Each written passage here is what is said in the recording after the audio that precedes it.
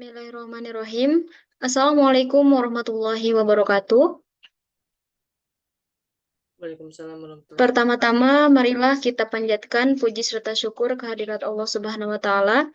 Tidak lupa salawat serta salam mudah-mudahan tercurah limpahkan kepada junjungan kita, yakni Nabi Muhammad SAW.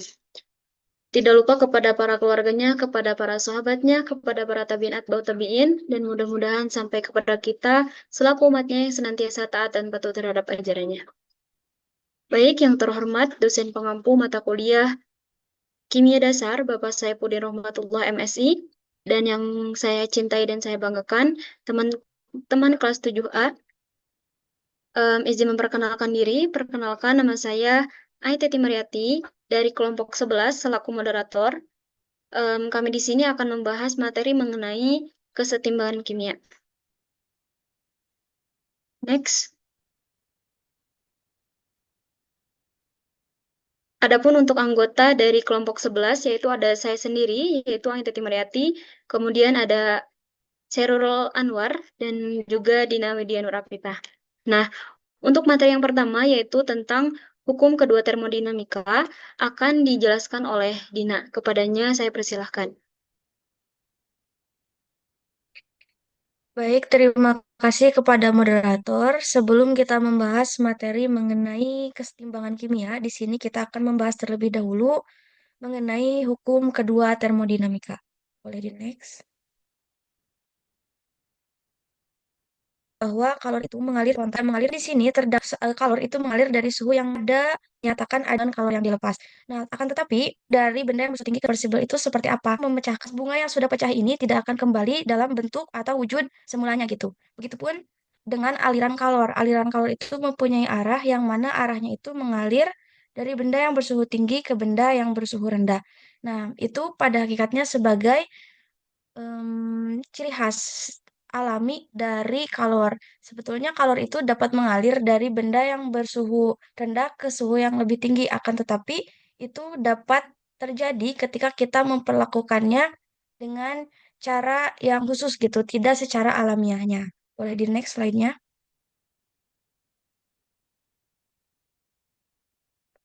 Nah, kemudian di sini terdapat rumusan mengenai hukum kedua termodinamika. Ada dan ada pernyataan menurut Clausius, yang mana intinya pernyataan menurut Kelvin Planck ini menyatakan bahwa tidak ada mesin kalor yang memiliki efisiensi 100%. Maksudnya gimana? Nah, maksudnya tuh, jadi pada penerapan hukum dua termodinamika ini, ketika suatu kalor itu bekerja, misalnya mengubah apa ya, mesin kalor ini seperti mesin kalor ini akan menerima energi berupa energi panas, yaitu dari reservoir bersuhu tinggi ke reservoir suhu rendah. Nah, itu tidak semuanya itu suhu akan apa ya? Akan menghasilkan energi yang sama besar gitu. Pasti sebagian dari kalornya itu akan dikeluarkan ke lingkungan atau dapat memberikan kerja berupa usaha ke lingkungannya. Jadi tidak semuanya itu memiliki efisiensi 100%. Pasti sebagian lainnya itu akan diubah menjadi usaha atau kerja gitu. Kemudian ada pernyataan dari Clausius, yang mana pernyataan dari Clausius ini yang menyatakan bahwa tidak mungkin membuat mesin yang bekerja dalam satu siklus dengan mengambil kalor dari reservoir bersuhu rendah dan memberikannya ke reservoir suhu tinggi tanpa usaha dari luar. Nah, hal ini menyatakan bahwa ketika kita ingin mengubah aliran kalor yang secara alaminya itu ber apa ya, mengalir dari suhu tinggi ke suhu rendah dan kita ingin mengubahnya dari suhu rendah ke suhu tinggi, itu tentu akan diperlukan adanya usaha begitu. Jadi tidak akan terjadi secara alami perpindahan kalor yang melanggar prinsip alamiah dari aliran kalornya itu sendiri. Boleh di next.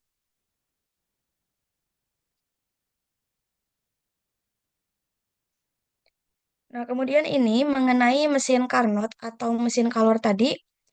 Nah, mesin Carnot ini menerima kalor sebesar Q1 dan tidak mungkin seluruhnya itu digunakan untuk usaha atau W ini. Sebagian lainnya itu akan dilepaskan sebagai Q2 atau kalor yang kedua. Jadi, suhu yang diserapnya itu tidak semuanya akan menghasilkan usaha, menjadi usaha atau 100% memiliki efisiensi tadi. Karena sebagiannya itu akan menjadi atau melepaskan kalau juga. Nah, kemudian ini terdapat usaha yang dilakukan berapa besar kemampuan kerja dari mesin Carnot-nya itu. Kemudian di sini ada eta. Eta ini sebagai efisiensi mesin sesungguhnya atau efisiensi dari mesin Carnot itu sendiri dengan cara usaha yang dilakukan mesin Carnot dibagi dengan kalor yang diterima kemudian dikalikan dengan 100%. Nah, kemudian di sini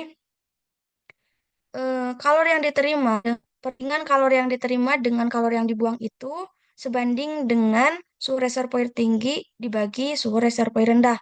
Kemudian di sini sehingga besarnya efisiensi dari mesin Carnot itu dapat diketahui menggunakan suhu reservoir tinggi menggunakan perbandingan dari suhu reservoir rendah dibagi suhu reservoir tinggi. Yang mana nantinya itu efisiensi mesin sesungguhnya itu akan kurang dari atau sama dengan efisiensi mesin Carnot. Boleh di next lagi.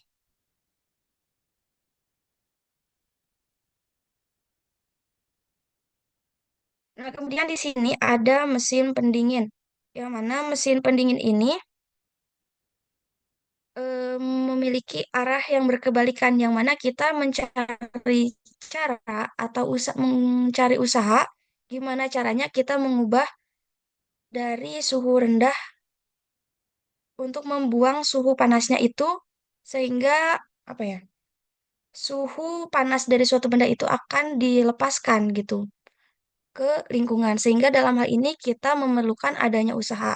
Hal ini dapat kita lihat penerapannya itu dalam pemanfaatan kulkas atau mesin pendingin, yang mana di dalamnya itu terdapat zat yang mampu mengeluarkan apa ya suhu atau zat panas yang ada pada makanan ke lingkungan. Nah, oleh karena itu, kenapa sistem bagian dalam kulkas itu kan dingin, sedangkan bagian belakang atau lingkungan dari kulkasnya itu akan terasa lebih hangat.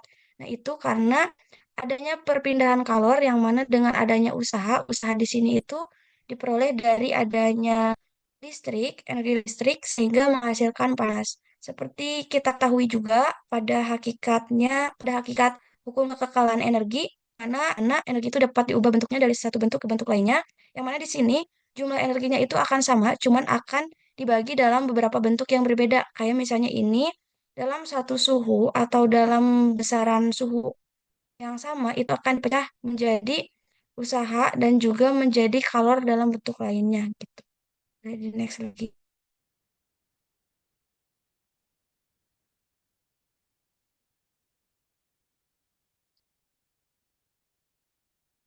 Ini termokimia.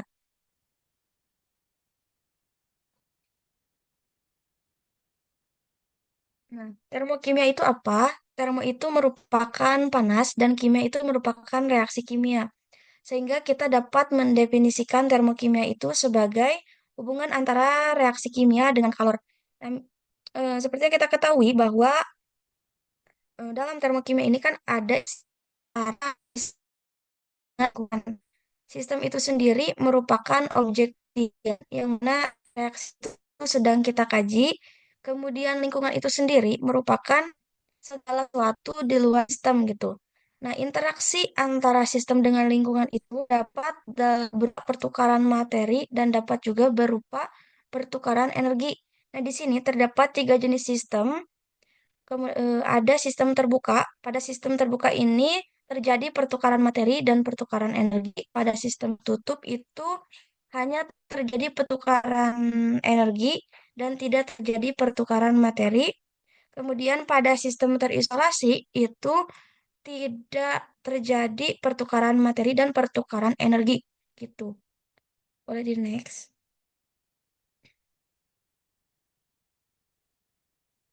Nah, kemudian dalam interaksi antara sistem dengan lingkungan itu ada yang namanya total energi di dalam satu sistem yang disebut ini karena merupakan energi itu tidak bisa ditentukan berapa besar energi dalam suatu sistem.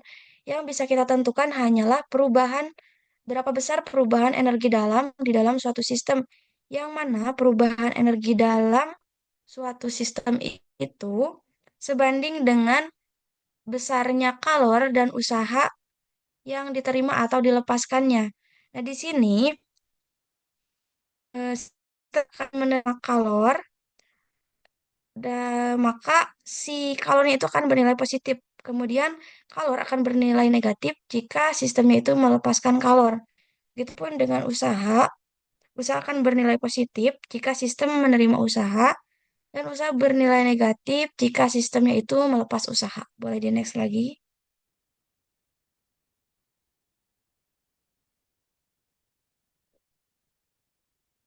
Nah, kemudian ada entalpi. Entalpi ini merupakan total kalor di dalam suatu sistem pada kondisi tekanan energi, sehingga kita hanya bisa menentukan berapa besar perubahan energinya tidak dengan besarnya entalpi dalam suatu sistem.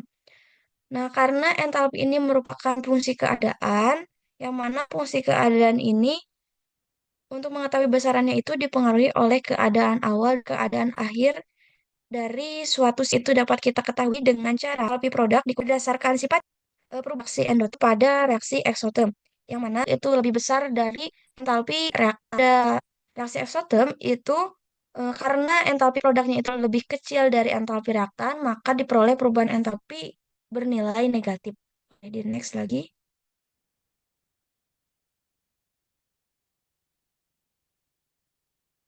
Nah, di sini dapat dilihat bagaimana berdasarkan pengertiannya reaksi eksoterm itu menerima kalor. Kemudian mengenai aliran kalornya, pada reaksi eksoterm itu terjadi perpindahan kalor dari sistem lingkungan, sedangkan pada reaksi endoterm itu terjadi perpindahan kalor dari lingkungan ke sistem. Kemudian pada reaksi eksoterm itu perubahan entalpinya bernilai negatif, sedangkan pada reaksi endoterm itu perubahan entalpinya bernilai positif. Kemudian perbedaan suhu pada reaksi eksot itu sistem lebih besar dari suhu lingkungan, sedangkan pada reaksi endoterm suhu sistem itu lebih kecil dari suhu lingkungan. Boleh di next lagi.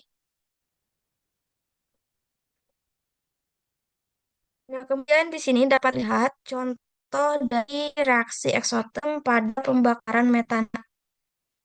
Nah, kemudian di sini dapat dilihat bahwa pada reaksi eksoterm ini sistem akan melepaskan kalor ke lingkungan. Kemudian terjadi kenaikan suhu lingkungan juga akibat adanya kalor yang dilepaskan ke lingkungan. Nah, pada di sebelah kanan ini dapat diagram energi yang menunjukkan reaksi pembakaran metana yang mana perubahan entalpinya itu bernilai negatif karena dari karena besarnya entalpi itu lebih kecil dari besarnya entalpi yang mana produk itu berada di sebelah kanan dan itu yang kakinya itu ada di sebelah kiri. Boleh di next.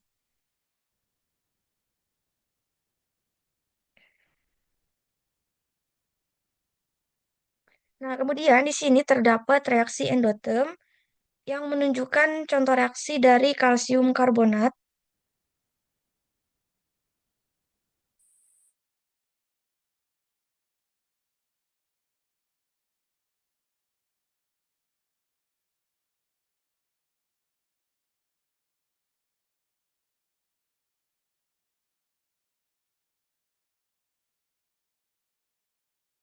Pada reaksi endoterm ini, sistem akan menyerap kalor dari lingkungan sehingga terjadi penurunan suhu lingkungan gitu ya. Nah, pada reaksi endoterm ini dapat dilihat bahwa perubahan entalpinya itu bernilai positif dikarenakan entalpi produknya itu lebih besar daripada entalpi reaktan. Boleh di next lagi. Nah, ini menunjukkan bagaimana diagram tingkat energi antara reaksi eksoterm dengan reaksi endoterm. Di sini terdapat perbedaan letak dari produk dan reaktan, yang mana pada reaksi eksoterm ini akan diperoleh perubahan entalpi bernilai negatif atau kurang dari 0, sedangkan Pada reaksi endoterm ini dapat diperoleh perubahan entalpi yang bernilai positif atau lebih dari nol. Mungkin cukup sekian dari saya kembalikan kepada moderator. Terima kasih.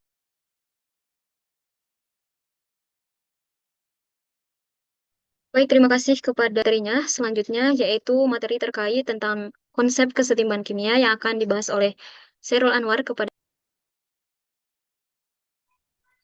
Baik, terima kasih kepada moderator yang sudah mempersilahkan saya untuk menjelaskan mengenai konsep kesetimbangan kimia. Di sini untuk konsep kesetimbangan kimia, di sini saya mengambil ada definisi dan ciri-ciri serta contohnya. Definisi di sini yaitu suatu keadaan di mana kecepatan reaksi laju sama dengan kecepatan reaksi balik. Nah, bisa dilihat ya, langsung ke contohnya gitu. Nah, di sini bukan sama dengan ya. Nah, di sini ada garis yang menunjukkan ke kiri dan ke kanan. Nah, yang ke kanan itu ada reaksi laju, sedangkan yang ke kiri itu adalah reaksi balik. Nah, jadi maksudnya di mana si keadaan ini tuh harus sama gitu. Si kecepatannya nggak boleh yang kiri itu melebihi gitu. Cepat apa ya menghasilkannya. Terus di sini ada sehingga tetap konstan. Jadi kan di sini ada kata kesetimbangan gitu kan. Nah, di sini ada kata reaktan dan ada produk. Kalau reaktan itu ada yang di sebelah kiri. Kalau yang produk itu yang di sebelah kanan. Jadi reaktan ini dia yang memicu, yang mereaksi gitu kan, yang membumbui gitu untuk menghasilkan suatu unsur, suatu molekul. Nah, di sini molekulnya 2NH3 atau namanya itu amonia. Ini contohnya. Terus di sini ada ciri-cirinya dari kesetimbangan kimia. Itu di sini saya mengambilnya 3. Yang pertama itu reaksi berlangsung dalam sistem tertutup gitu kan. Jadi ya pastinya kalau dalam kesetimbangan dalam apa ya penelitian tentang kimia itu pasti suatu unsur itu dalam reaksinya pasti tertutup gitu. Gak mungkin terbuka kecuali kalau yang larutan-larutan gitu. Nah, di sini ada yang kedua, tidak ada perubahan makroskopik. Jadi kalau dalam kesetimbangan kimia ini kayak misalnya kita apa ya mendidihkan air atau mengubah air menjadi es gitu. Nah, itu tidak termasuk dalam kesetimbangan kimia. Jadi kesetimbangan kimia itu adalah di mana perubahan mikroskopik gitu. Jadi benar-benar nggak kelihatan gitu. Tapi bisa menimbulkan efek yang berbeda gitu. Jadi kalau konsentrasi dari si reaktannya gitu lebih besar dari produknya, itu bakal menghasilkan hasil yang berbeda si apa namanya bendanya itu gitu misalnya dengan produk yang lebih tinggi konsentrasinya daripada si reaktannya. Nah, terus yang ketiga di sini ada kesetimbangan bersifat dinamis. Jadi reaksi tetap terjadi tetapi pada kecepatan yang sama. Jadi ciri-ciri kesetimbangan kimia itu dia konstan gitu. Si reaksinya itu dia nggak lebih tinggi, nggak lebih rendah gitu. Kimia. Selanjutnya di sini ada tetapan kesetimbangan. Nah, sekarang ini tetapannya, patokannya, acuannya gitu. Cara untuk melihat nilai dari kesetimbangan itu. Nah, di sini ada rumus ketetapan kesetimbangan. K besar dengan C di sini adalah koefisien sama dengan C sudut maaf C di sini kurung siku dan D kurung siku itu dia produknya. Nah, kalau untuk yang A kurung siku dan B kurung siku itu dia reaktannya. Jadi jangan sampai ada A kecil, B kecil, C kecil. Jadi yang tadi yang dua yang di depan N-nya itu koefisien namanya. Jadi dimasukin gitu. Kalau misalnya di si N-nya 2 gitu. 2N, nah berarti misal A-nya N, yang kurung sikunya, terus yang A kecilnya itu 2. Jadi seperti itu, tinggal masukinnya gitu. Tinggal nanti melihat, nah melihat apa? Nah di sini ada arti nilai K-nya. Setelah kita melihat K lebih besar dari 1, jadi ini udah acuannya gitu ya. Produk lebih dominan daripada reaktan. Dan di sini K lebih kecil dari 1, maka reaktan lebih dominan. Jadi kebalikannya. Kayak tadi dijelaskan oleh saya bahwa ketika kita melihat di belah kirinya lebih besar atau lebih konsentrasinya lebih tinggi daripada yang di kanan, itu bakal menghasilkan produknya itu lebih dominan daripada reaktannya. Jadi di sini bisa terlihat ya, reaktan lebih dominan, produk lebih dominan gitu. Nah, terus di sini ada yang tidak memengaruhi si K-nya ini gitu. Nah, di sini ada dua yang saya ambil, yang saya masukkan dalam presentasi ini. Yang pertama ada penambahan katalis. Jadi katalis ini suatu zat yang menjadi apa ya, jembatannya gitu ya, untuk menghasilkan si reaksi ini gitu. Jadi tanpa katalis ini tidak akan menghasilkan suatu produk gitu. Nah, jadi katalis ini nggak mempengaruhi kesetimbangan laju dari si reaksi ini. Terus yang kedua, faktor yang tidak mempengaruhi si K ini yaitu perubahan konsentrasi reaktan atau produk. Nah, di sini ada perubahan konsentrasi reaktan, jadi di sini ada hanya mengubah posisi kesetimbangan. Maksudnya apa? Yang tadi lihat di atas ya. Jadi yang K lebih besar dari 1 atau K lebih kecil dari 1. Jadi hanya mengubah posisi kesetimbangan gitu. Jadi kalau misalnya tadi dilihat dari yang apa namanya keseluruhan dari reaksi kimia, itu bisa dilihat bahwa yang di belah kiri misalnya lebih besar daripada yang di belah kanan, itu tidak akan mempengaruhi laju reaksinya.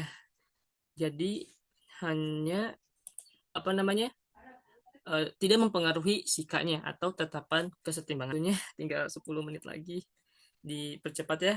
Jadi di sini ada, kita percepat. Di sini ada konsep asas satelit. Jadi intinya si asas ini menjadi hukum untuk laju reaksi kimia ini dalam sistem kesetimbangan. Jadi ibaratnya kayak hukum termodinamika gitu. Nah, ini kalau di kimia itu ada asas Le Sateli. Nah, yang mempengaruhi kesetimbangan tadi kan yang tidak mempengaruhi. Sekarang yang mempengaruhinya. Nah, di sini ada 3. Ada perubahan konsentrasi terhadap. Nah, sekarang terhadap dari menggeserkan ke arah produknya, menggeserkan ke arah reaktan, bukan posisi kesetimbangan. Terus yang kedua, di sini ada perubahan tekanan. Jadi tekanan mempengaruhi terhadap kesetimbangan reaksi kimia. Terus yang ketiga juga sama perubahan suhu yang tadi yang sudah dijelaskan oleh saudari Dina, bahwa reaksi eksoterm dan reaksi endoterm itu bisa mempengaruhi suhu, termasuk otomatis mempengaruhi kesetimbangan. Waktunya 8 menit lagi. Di sini ada contoh aplikasinya. Langsung di sini bisa terlihat ya, ada proses Haber untuk menghasilkan unsur amonia. Bisa dilihat ya. 3, 2, 1. Sudah ya dari saya untuk pemaparan. Saya kembalikan kepada moderator. Baik, terima kasih kepada Chairul Anwar yang telah memaparkan materinya. Materi selanjutnya yaitu terkait faktor-faktor yang mempengaruhi kesetimbangan kimia. Di next.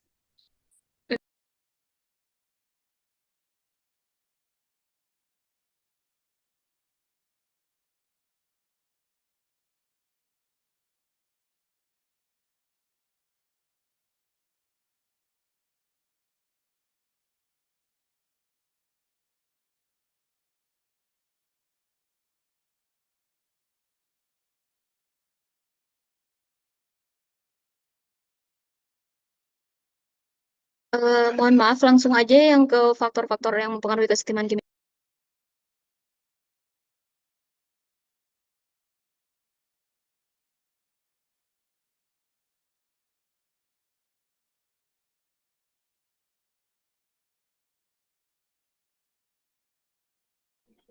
Oke, yang ini ya. Selanjutnya yaitu materi tentang faktor-faktor yang mempengaruhi kesetimbangan kimia. Next slide.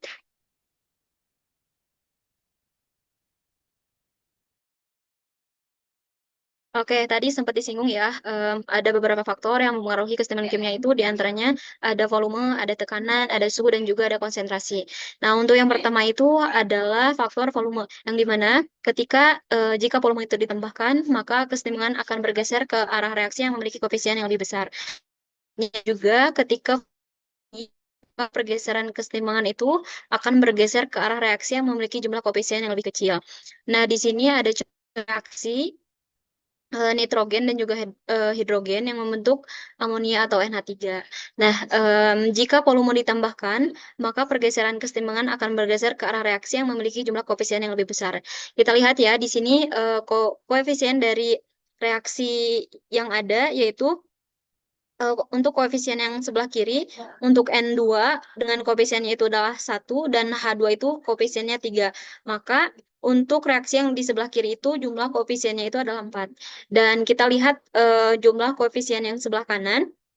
Untuk koefisien yang sebelah kanan itu, koefisien reaksi kiri itu lebih besar daripada koefisien yang lebih kanan. Maka kesetimbangannya itu akan bergeser ke sebelah kiri. Next.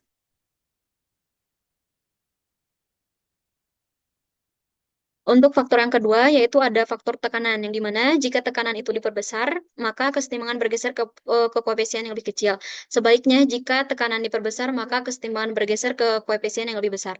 Nah, di sini juga ada contoh reaksi yang sama, yaitu ada nitrogen dan juga hidrogen yang membentuk amonia. Seperti biasa kita hitung dulu koefisien yang sebelah kiri, koefisien yang sebelah kanan itu ada 2. Maka untuk koefisien reaksi kanan itu lebih kecil dan koefisien reaksi, maka kesetimbangannya itu akan bergeser ke sebelah kanan. Selanjutnya, next. Untuk faktor yang jika suhu dinaikkan, maka kesetimbangan akan bergeser ke arah pembentukan senyawa-senyawa yang menyerap endoterm. Tadi dan ciri reaksinya itu adalah delta H-nya itu adalah positif. Untuk delta H-nya itu adalah harga perubahan panas atau kalor. Jika suhu diturunkan, maka kesetimbangan akan bergeser ke arah pembentukan senyawa-senyawa yang melepas panas eksoterm. Nah, ciri dari eksoterm itu adalah delta H-nya itu adalah negatif. Nah, next faktor selanjutnya. Untuk faktor selanjutnya yaitu adalah faktor konsentrasi. Yang dimana jika konsentrasi unsur atau senyawa di salah satu ruas ditambah, maka kesetimbangan akan bergeser ke arah yang berlawanan. Nah, misalnya juga di sini ada nitrogen dan juga hidrogen yang membentuk zat amonia jika arah NH3 atau kanan, yaitu produk. Dan sebaliknya jika NH3 ditambah, maka kesetimbangan akan bergeser ke arah. Itu mungkin yang dapat saya sampaikan. Terima kasih. Karena kalian saja ditutup. Baik, karena pemaparan materi untuk kesetimbangan kimia ini sudah selesai. Saya selaku moderator mohon maaf apabila ada kesalahan, baik dari pemaparan materi ataupun kesalahan-kesalahan miskonsepsi yang terdapat di pemaparan materi yang telah kami sampaikan. Kurang lebihnya mohon dimaafkan.